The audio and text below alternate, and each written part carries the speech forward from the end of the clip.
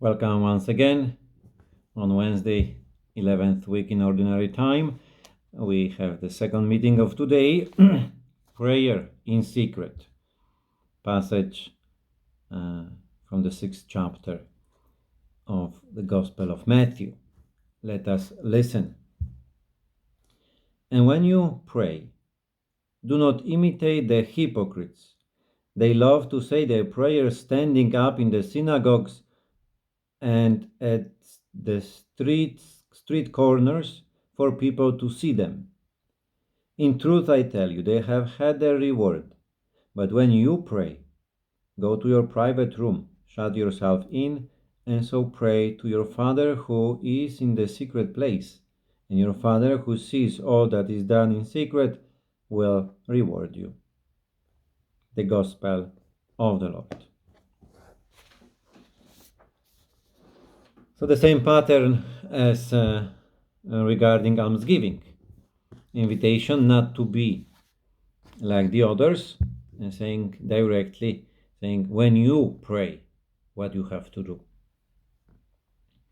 It's very important to see that many times people were praying to be seen, to be considered a religious person, to be considered a good person. So people were doing that in synagogues or on the corner of the streets. The streets in, for example, in Jerusalem or the bigger towns, they were spacious, especially the crossroads of two main streets in the town will be a place where the social life will be happening. Different things will be happening. People will be meeting there. People will be chatting. There will be different businesses done, different communication. All the life of the town will happen in that places. So people, many times, they were going there to pray, to be seen, to be considered. Many times to that attitude was, also added the elements of clothes, special uniforms, special something that will kind of clearly indicate that you are there to pray. Jesus Christ saying, don't do that. Don't do that. When you pray, you go in a place where nobody can see you. Do that in secret. Enter in this personal relation with God, your Father. Of course, when speaking about the secret place, he's speaking about the place, of course, within our heart, the place where is the dwelling place of the Lord, and to have their communication with the Father. And we know that if prayer is really honest from that place, not done in order to attract any attention, when it is honest from the heart, then that prayer is heard, and this prayer brings justification. And there's no need for repetitions or for the long prayers, because if it's from the heart, you can say a few words. Maybe sometimes you will say no words, we just cry maybe, and then that prayer will be heard. There's many tradition in regarding the prayers and different attitude. Of course, there is public prayers as well, very important. As a community, as a group of believers, public services. Yes, of course, that's important as well. Jesus Christ will speak about this in other places, saying, where 2 or 3 are gathered in my name, I am among them. Here is just a different aspect of the private prayer. In Judaism, for example, there was stressed out this importance of prayer to the point that they're saying, when you pray, and even if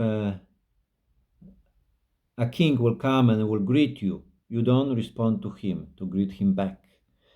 That was so important to pray. Then they were saying that even if a snake will be around your leg, don't stop praying. Underlying that we shouldn't get distracted, that what we do something, we should do with the whole our heart, not to be paying too much attention to the things around us. Because today maybe, I don't know, if we are in the towns, maybe outside the window we can hear different sounds of cars passing, of some maybe chit chat of someone many times. Not to be distracted, not to be really kind of focused on the things around us. But also it's important not to use prayer for an excuse of selfishness. Saint Teresa of Avila would say that if you have, moment of prayer, moment where you are really even in ecstasy, connected with the Lord, with this immense, consolations, and somebody will ask you for a glass of water, she will say, stop praying, and then go to serve. So, of course, the balance is important to know, to have the Spirit of Jesus Christ, that to do the things in secret, the prayer to see that is this moment of relation with God the Father. But then this prayer should lead us to transform us in order that we may be at the service of the others. So I think so it's beautiful. Here I would just add about this aspect, what is done in secret. I'm repeating this in the many occasions. Those who know me, they heard this most probably several times. But when we fall in love, when people fall in love, a boyfriend, girlfriend, there is, they whisper to each other. They have secrets. They have something what they don't want to share with the others. There are some things to be done really out of love. And this is, I think so, in this aspect of doing something in secret, have that element as well. When we pray, or we fast, or we practice almsgiving, if it's done really out of love, we don't want the other to notice. It's something what is a secret between you and the Lord. Nobody need to know. To build up this relation with the Lord, saying, Lord, I love you. I do these small things because of you, because of your love. So that nobody will know, only the Lord.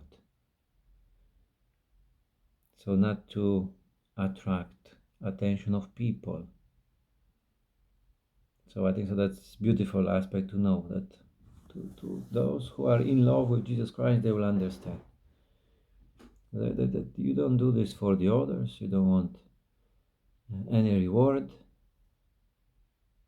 People who are really doing this for the Lord, they don't expect even simple thank you, which is nice to say, it's nice to hear, of course it is, and very much appreciated.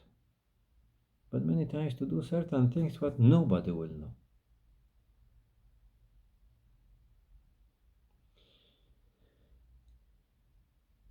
And the Lord, who is in that secret place in our hearts, He will hear us. That then a prayer, as Pope Francis said, many times we experience maybe where seems that we didn't get what we were asking for. But that would be secondary, because if you truly prayed, you were with the person who loves you, and that is already enough. Because even in our troubles, difficulties, in our needs, to know that we are never alone. This is about the prayer in secret.